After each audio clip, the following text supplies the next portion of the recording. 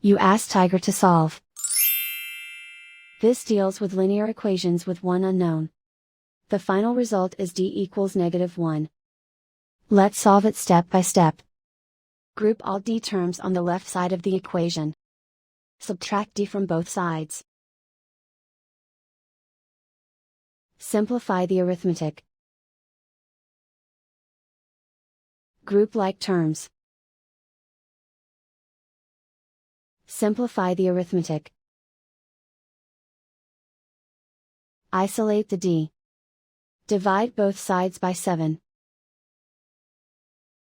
Simplify the fraction.